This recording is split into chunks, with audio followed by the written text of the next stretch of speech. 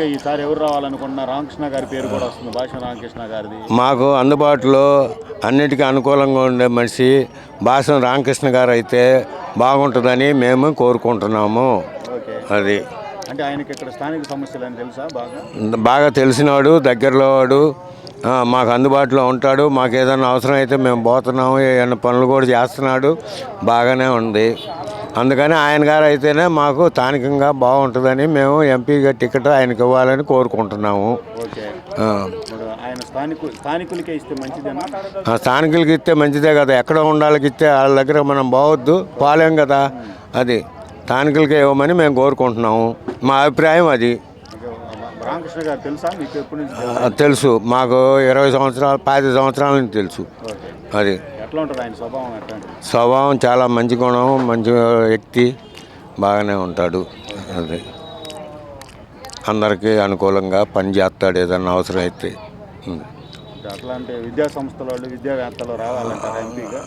వస్తే మంచిదే కదా, మాట్లాడతాడు, బాగుంటుంది కదా.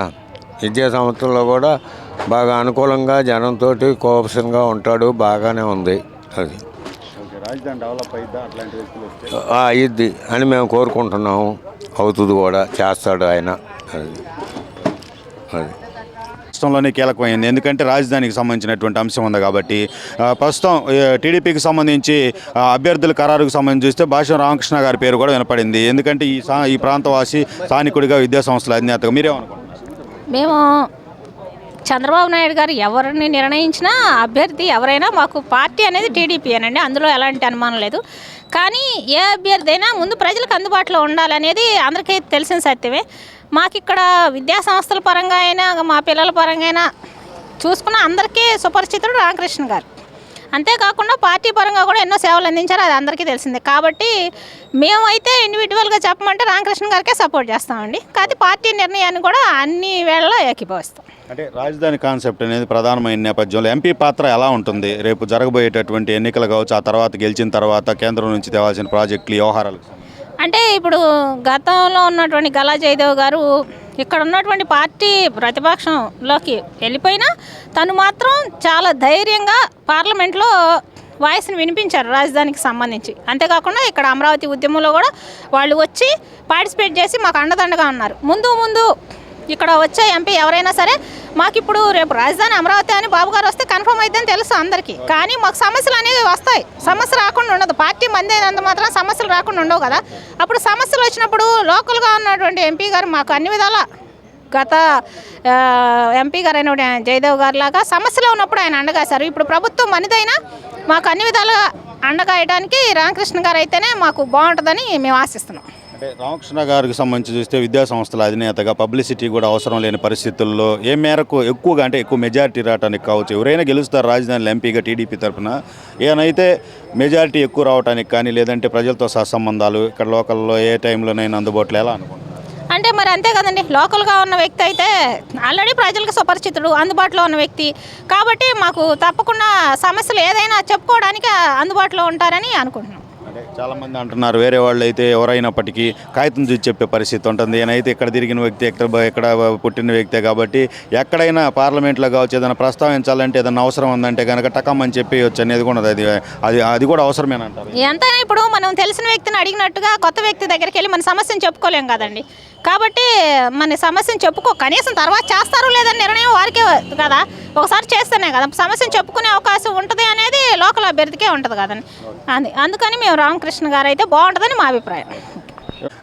మహిళల మద్దతు కావచ్చు, ఈ ప్రాంతవాసుల మద్దతు కావచ్చు, ఎలా ఉంటుంది అనుకుంటున్నారు? అధిష్టానం ఇస్తే పార్టీ నిర్ణయం ప్రకారం కనుక ఇప్పుడు ఇద్దరు పేర్లు అయితే తెర మీదకి వినిపిస్తున్నాయి. మేము ఆలోచించుకునేది ఏంటంటే ఇక్కడ ఏదైనా స్థానికంగా ఉంటుంది భాష్యం రామకృష్ణ గారే కాబట్టి అందుబాటులో ఉంటారు ప్రతి ఒక్కరికి. అలాగే ఆయనకి ఒక విద్యార్థుల జీవితాలని చక్కదిద్ది వాళ్ళ భవిష్యత్తుకు ఒక రూపకల్పన చేసినటువంటి వ్యక్తి కాబట్టి ప్రతి ఒక్కరి సమస్యను కూడా వాళ్ళు పరిష్కరిస్తారు. అలాగే ఈ నా ఊరు బాగుండాలని ఆయనకి సదుద్దేశంతో ఎన్నో మంచి పనులు అక్కడ చేయడం జరిగింది. అలాగే రాష్ట్రం కోసం కూడా వారు పాటుపడతారనే ఆశ మాకైతే ఉంది కాబట్టి తప్పనిసరిగా రామకృష్ణ గారు అయితే బాగుంటుందనేది మా ఉద్దేశం. ఇంకా అది పార్టీ నిర్ణయానికే వదిలేస్తాము. వారు కనుక అనేది ఎందుకంటే ఇప్పుడు బాబు గారిని గెలిపించుకునే పరిస్థితులు మేము అక్కడ ఎవరి నుంచున్నా ఓటేయాల్సింది, అది అందరికీ తెలిసినటువంటి విషయమే. కాకపోతే వీరిని నుంచోబెడితే బాగుంటుంది అనేది స్థానికులుగా మా యొక్క అభిప్రాయం అండి. అంటే స్థానిక సమస్యలు రామకృష్ణ గారికి సంబంధించి తెలిసినటువంటి పరిస్థితుల నేపథ్యంలో త్వరితగతిన పరిష్కారం అవడానికి ఉంటుంది. ఎందుకంటే ఇప్పుడు జయదేవ్ గారిని చూసాం, ఎక్కడి నుంచో వచ్చినా కూడా ఆయన ఒక మంచి వ్యక్తి కాబట్టి ఇక్కడ ఈ ప్రాంతానికి జరుగుతున్నటువంటి అన్యాయాన్ని, ఇక్కడ రైతులు పడుతున్నటువంటి ఇబ్బందులు ప్రత్యక్షంగా మా యొక్క కార్యక్రమాల్లో పాల్గొని ఎలా అయితే చేశారో ఈయన కూడా అదే విధంగా ప్రత్యక్షంగా మాతో మమేకమయ్యి ఏ సమస్య వచ్చినా ఏంటమ్మా అని మేము ఆయన మమ్మల్ని అడగడానికి అవకాశం ఉంటుంది, మేము వెళ్ళి వాళ్ళకి విన్నవించుకోవడానికి కూడా అవకాశం ఉంటుంది. కాబట్టి ఆయన అయితే సమస్యలను త్వరితగతిన కూడా పరిష్కరిస్తారు అనే ఉద్దేశం అయితే ఉంది.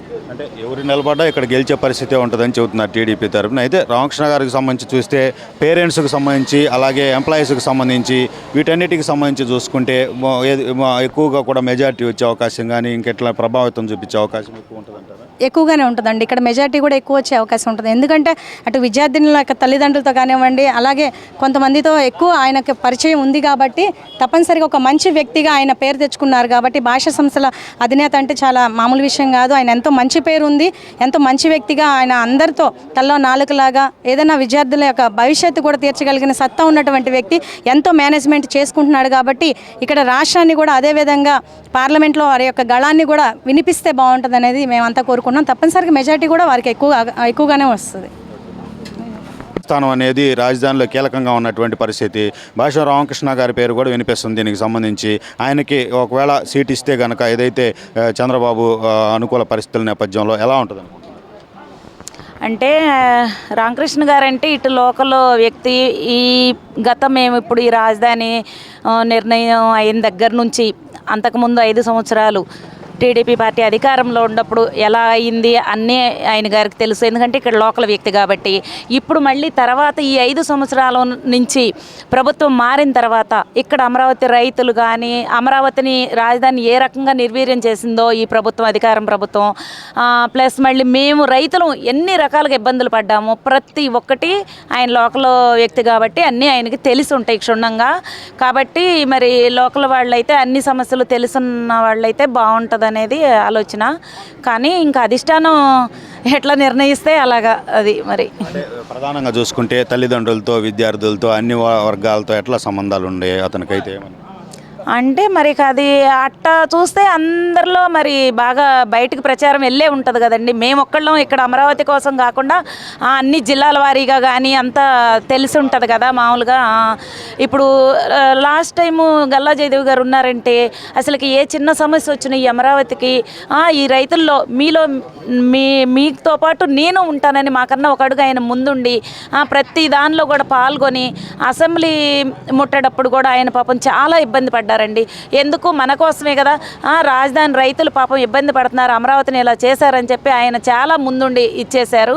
అలాగే ఇప్పుడు కూడా ఈయన కూడా అన్నీ తెలుసున్నాయి కాబట్టి అలా ఈయన్ని నిలబెట్టి చేస్తే బాగా చేస్తారని కూడా మేము అనుకుంటున్నాం. పార్లమెంట్లో గట్టిగా మాట్లాడతారనుకుంటున్నారా గుంటూరు ప్రజల సమస్య? మాట్లాడతారనే అనుకుంటున్నాం. ఎందుకంటే ఆయనకి అన్నీ తెలుసున్నాయి కాబట్టి మాట్లాడతారనే అనుకుంటున్నాం. అది